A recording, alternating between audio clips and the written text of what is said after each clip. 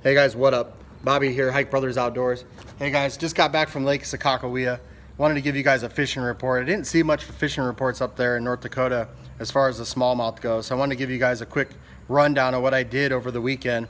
Fortunately didn't make the cut, took 11th place at the tournament, but I know some baits that were really working well for me and some of the other guys that were up there. So smallmouth fishing was tough. If you guys know North Dakota at all, you get up there in that wind and man, it gets tough. It's hard on your boat, it's hard on your body. But I want to give you guys a quick rundown of what we were doing.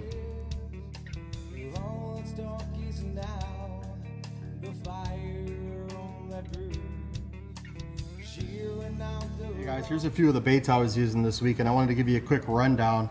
Lake Sakakawea, smallmouth fishing. Sunday was my best day. Unfortunately, they canceled Saturday, but these are a few of the baits I was using. One thing that I really like to throw is a Ned's rig. Always good for smallmouth, and I was actually throwing it on a bigger hook, and I was getting a lot better hookups. I was throwing the Deal, the Z-Man bait, and if you guys have ever used this Elastic plastic, you can throw one of these all day long and they stretch like crazy.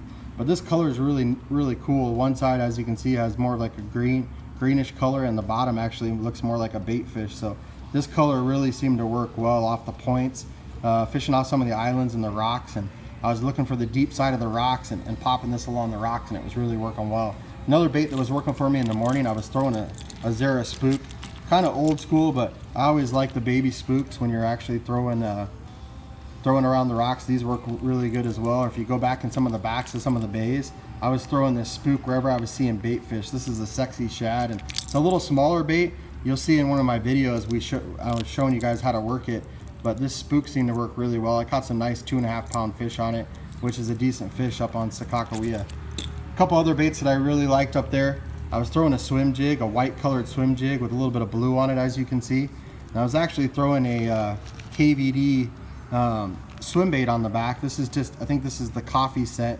I was cutting about half of it off, as you can see, and swimming that on the back of my swim jig, and it really had a lot of swim action. The smallmouth were crushing it really hard, so I was throwing this anywhere I was seeing bait fish as well later in the day. Another bait that worked, this bait worked really well as well. I was throwing a chatterbait in a white and chartreuse, and I threw a Sexy Shad on the back of that too. Actually, I think this is the Caffeine Shad is what it's called. I actually got these on the clearance rack at Walmart, just a white for $1, and they worked really well, and it swam really well, and the vibration behind these is really great. Caught some nice fish on these as well. The last bait that I didn't really catch a lot of fish on, but I know guys were really throwing it, the South Dakota and North Dakota boys like to throw a drop shot, and I was throwing a tungsten weight on the bottom of mine. I didn't catch a lot of fish on this, but I know this pattern was really working, and this is just a small Cinco, and a lot of guys were throwing them sideways like this, throwing it on a standout hook, and what you do is you drop down that bait on the bottom, you bounce it a few times, and then you let it sit, and they drill it. Bounce it, bounce it, bounce it, bounce it, and keep a taut line, and then they drill it. So, like I said, I didn't catch a lot on a drop shot, but I know those South Dakota and North Dakota. All right, guys, up here breed fishing, just got a nice one. Check it out. Look what was in his mouth though.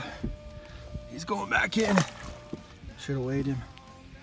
This is the smelt, guys. Look at that. No skin left on it. Isn't that crazy looking? He spit this up as I was reeling him in.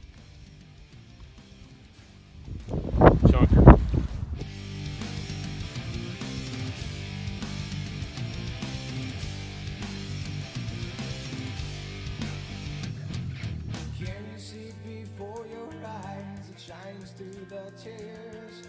Hey guys, one more thing I wanted to mention. We did do a little walleye fishing up there on Sakakawea. Really nice walleye in that pool. Give you a heads up, guys are still pulling bottom bouncers with half night crawlers, and a lot of guys out a little bit deeper. I think they're getting underneath those bait balls. You'll see the schmelt in 25, 30, even 40 foot of water, and those walleyes seem to be hovering around the bottom, following the bait schools. So if you get out deep and throw a spoon or something on top of them, we popped a few walleye doing that.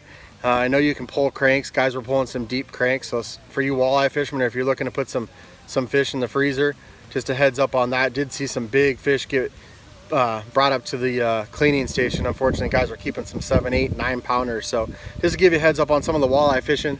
As always, guys, we want to say thanks for stopping by and watching. Look forward to more fishing reports. This weekend we'll actually be up in South Dakota, up at some of the glacier lakes, so we'll bring you guys some more fishing videos. Flair is actually going to be up there with us. Maybe we'll do a little fishing challenge. Make some comments after this video, guys. Let us know what you want to see. We'll be up there smallmouth fishing, probably get some walleye, some perch, but if there's something special you guys want to see while we're up there, maybe a fishing challenge that you'd like to see, throw it out there in the comments and maybe we'll see if we can get it done. Thanks, guys.